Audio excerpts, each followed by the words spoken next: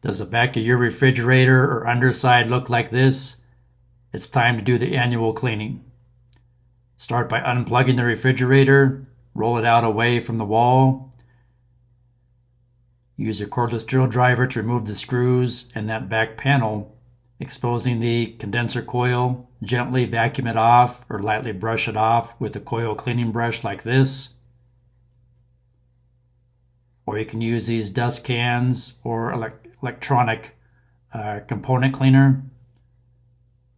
You don't want a layer of dust on your condenser coil. It'll cause your refrigerator to work harder, run longer, and possibly fail prematurely.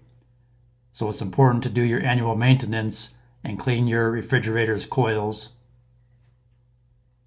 Reattach the panel, reattach the screws, put the fridge back, plug it back in.